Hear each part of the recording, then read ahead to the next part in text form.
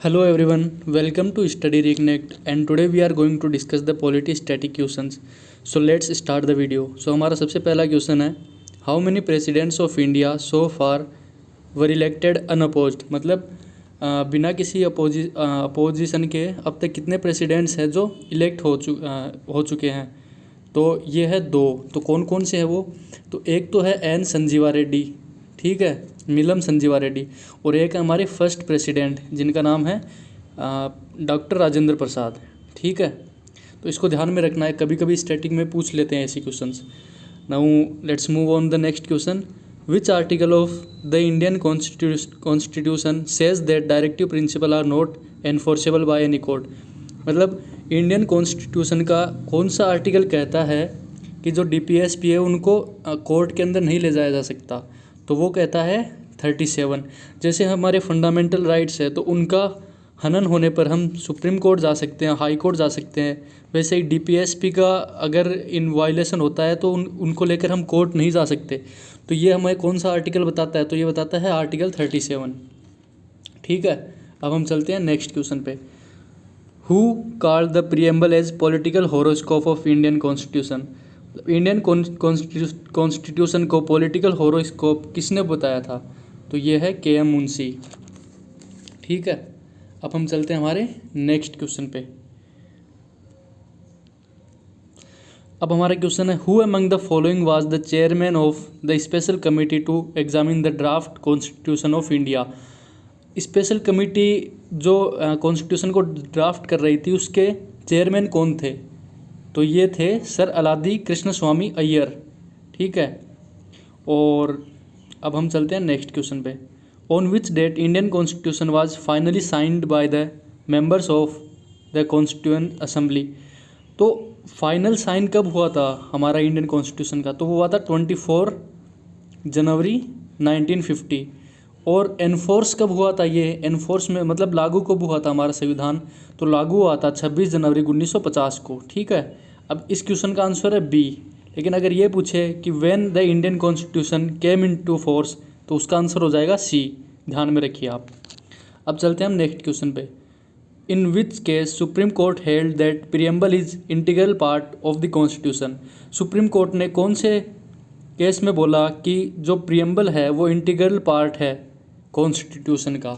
तो ये बोला है SR. Bommai versus union of India case के अंदर, ठीक है। एक और केस हुआ था एल.आई.सी. केस के अंदर भी सुप्रीम कोर्ट ने ये बोला था कि प्रीएम्बल है वो इंटीग्रल पार्ट है कॉन्स्टिट्यूशन का। अब हम चलते हैं हमारे नेक्स्ट क्वेश्चन पे। अब क्वेश्चन हमारा Sindhi language was included in the list of official languages in the 8th schedule of our constitution in which year. मतलब कौन से साल के अंदर सिंधी लैंग्वेज को 8th शेड्यूल के अंदर ऐड कर लिया गया था, मतलब ऑफिशियल लैंग्वेज का दर्जा दे दिया गया था? तो ये दिया था 21st अमेंडमेंट एक्ट 1967 के तहत, ठीक है, 21st अमेंडमेंट एक्ट के तहत। और भी क्वेश्चन कैसे आ सकता है कि जैसे कोंकणी, मणिपुरी, नेपाली, इनको कब ऐड किया गया था 8th शेड्यूल के अंदर? तो इनको ऐड किया गया था 71st अमेंडमेंट एक्ट से, ठीक है। इसको भी आप ध्यान में रखिए।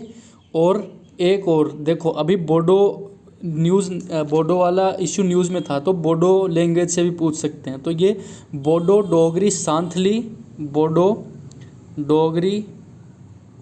सांथली और मैथिली, इनको 92nd अमेंडमेंट एक्ट 2003 के तहत ऐड किया गया था 8th शेड्यूल के अंदर। प्रेजेंट में हमारे 8th शेड्यूल में कितनी ऑफिशियल लैंग्वेज है? तो वो है 22 लैंग्वेज, ठीक है। अब हम चलते हैं नेक्स्ट क्वेश्चन पे। Which of the following form of liberty is not mentioned in the preamble of constitution of India. हमारे प्रीएम्बल के अंदर कौन सी लिबर्टी मेंशन्ड नहीं है? तो वो है इकोनॉमिक लिबर्टी। बाकी की तीनों लिबर्टी मेंशन्ड है। Liberty of thought, belief, liberty of faith and worship है। अब चलते हैं नेक्स्ट क्वेश्चन पे। Which constitutional amendment shifted subject like education, forest, protection of wild life, wild animal and bird weights and measures from state list to concurrent list. कौन से amendment के तहत education, forest और इन सबको स्टेट लिस्ट से concurrent list के अंदर डाल दिया गया था? तो ये हुआ था 42nd अमेंडमेंट एक्ट, जिसको मिनी कॉन्स्टिट्यूशन भी बोला जाता है। ठीक है। 42nd अमेंडमेंट को मिनी कॉन्स्टिट्यूशन भी बोला जाता है। अब चलते हैं नेक्स्ट क्वेश्चन पे। Which amendment made it compulsory for the president to give his assent to a constitutional amendment. मतलब प्रेसिडेंट, जैसे कोई भी कॉन्स्टिट्यूशनल अमेंडमेंट होता है जो दोनों हाउस से पास कर दिया जाता है, तो कौन सा अमेंडमेंट के तहत प्रेसिडेंट को उसके ऊपर उसको असेंट देना ही पड़ता है, तो ये हुआ था 24th अमेंडमेंट एक्ट 1971 के अंदर। ठीक है। अब हम चलते हैं हमारे नेक्स्ट क्वेश्चन पे। Which of the following are the compulsory provisions of the 73rd constitutional amendment 1992।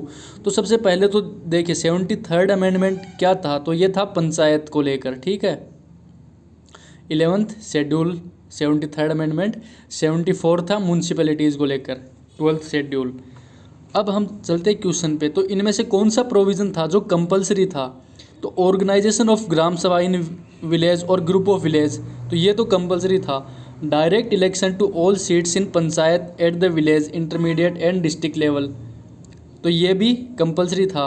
लेकिन ये जो थर्ड स्टेटमेंट है, एंडोइंग द ग्राम सभा with power and function at village level, ये कंपलसरी नहीं था, ये वॉलंटरी था। मतलब अगर आप रखना चाहो तो इसे रख भी सकते हो, या फिर कोई कंपलसरी नहीं है। तो हमारा आंसर क्या हो जाएगा? हमारा आंसर हो जाएगा बी। ठीक है। So that's all for today. Thank you everyone, and please like, share and subscribe. Thank you very much.